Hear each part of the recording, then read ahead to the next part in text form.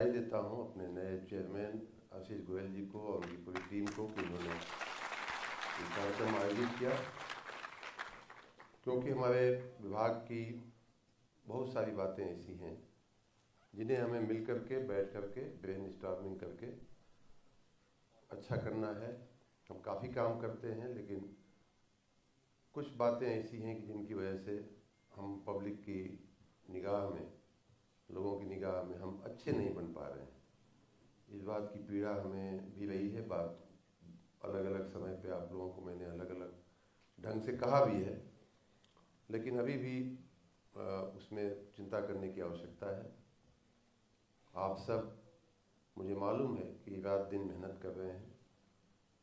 उत्तर प्रदेश के इतिहास में सबसे ज़्यादा बिजली हमने पिछले दिनों में, बल्कि मैं जब से मंत्री बना हूँ तब से दो जो गर्मी के सीज़न निकले हैं, पिछले साल का अप्रैल मई जून जुलाई और इस साल का वही पीरियड सितंबर तक अभी चल रहा है, और सितंबर महीना और भी क्रिटिकल होता है पिछले साल के रिकॉर्ड के हिसाब से। तो हमने सबसे ज़्यादा बिजली पिछले 2 सालों में दिया है। इस साल तो पुराने सभी रिकॉर्ड टूटे हैं, 28,000 मेगावाट को पार किया है। तो ये आप लोगों ने ही ये बिजली उत्पादित की है, ये बिजली आपने मुहैया कराई है, और तभी जाकर के उपभोक्ताओं को ये बिजली पहुंच पाई है। साथ ही मैं इस बात से भी मुझे की भी जानकारी है कि पिछले 60-70 सालों में जो काम बिजली के क्षेत्र में नहीं हुए हैं, वो पिछले 5-6 सालों में हुए हैं।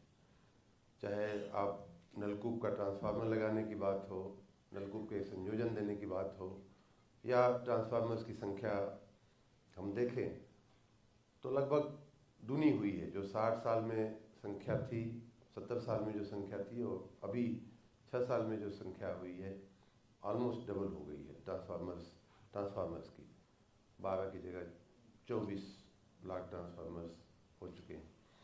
तो इस तरह से काम बहुत हुआ है, काम बहुत हो रहा है।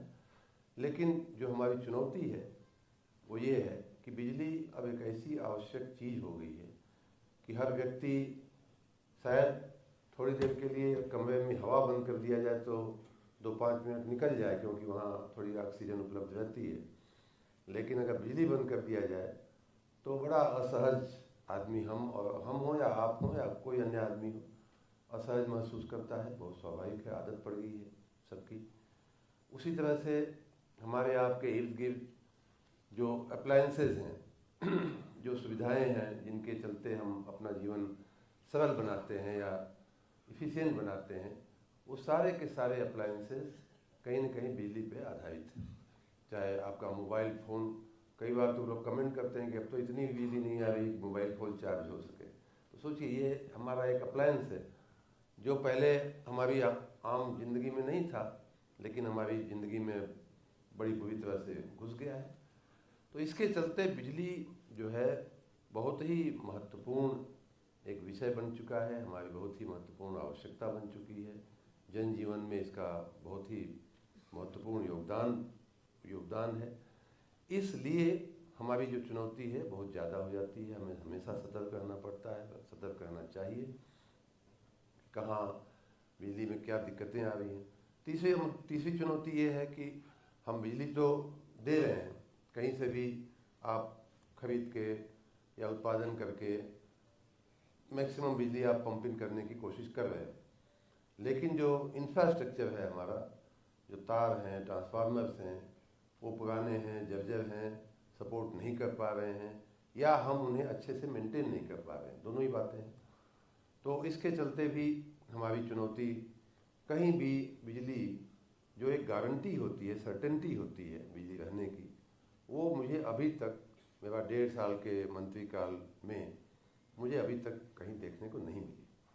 और मेरा अपना जो खट्टा अनुभव जो मैं बताऊं, या अपनी किस्मत ही कुछ ऐसी है कि मैं जहां भी जाता हूं वहां बिजली पहले से चली जाती है, या तो हमारे रहते हुए चली, एक आध बार तो चली ही जाती है। ये आप लोग, यही चुनौती है हमारी, और स्वाभाविक रूप से हमें भी चिंता होती है इस बात की। अभी तक कोई ऐसा बहुत कम ऐसे सुखद, कोई तो नहीं कहूँगा, लेकिन ज़्यादातर मौक़ों पे ऐसा हुआ है कि मैंने कहा भी है आप लोगों को कि देखना भाई, ध्यान रखना, फलाना मंत्री हैं, हम भी हैं, सबके बावजूद भी कुछ न कुछ होता है। कभी चिड़िया बैठ जाती है, तो कभी स्पार्क हो जाता है, कभी आंधी चल जाती है, कुछ होता है। अब हमारी, हो सकता है ईश्वर प्रकृति हमें यही सिखाने की कोशिश कर रही है कि देखो ये कितना क्रिटिकल मामला है बिजली का। तो हमने इस बात को तो समझ लिया है कि बहुत क्रिटिकल मामला है। अब सवाल ये है कि क्या हमें ऐसे ही इस व्यवस्था को चलाना है कि हाँ बिजली तो भाई आती है तो जाएगी भी।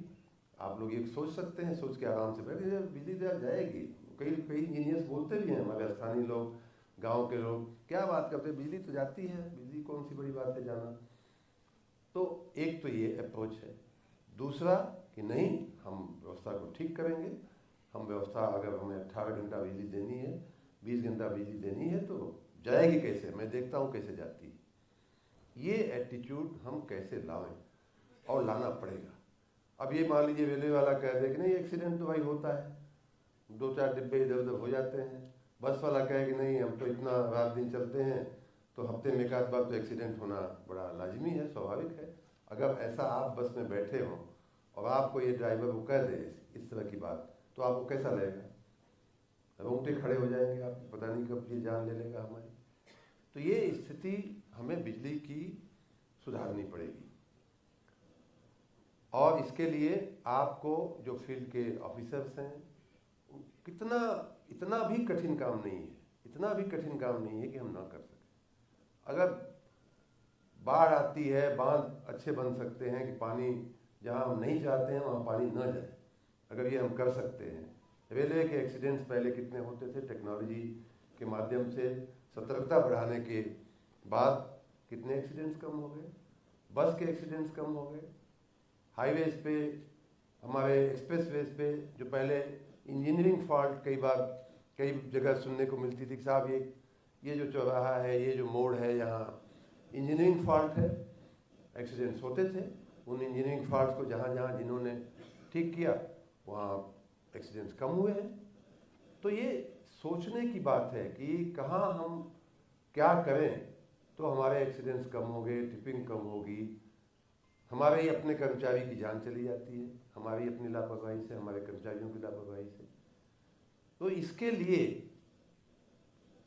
यही टीम है जो इसके लिए जिम्मेदार है। आप इस जिम्मेदारी से भाग नहीं सकते, मैं स्वयं इस जिम्मेदारी से भाग नहीं सकता। हम जब भी गांव देहात में जाते हैं तो पहला प्रश्न वैसा बिजली का ये, बिजली का वो, क्योंकि बिजली ऐसी चीज हो गई है, लोग नहीं रह सकते उसके बिना।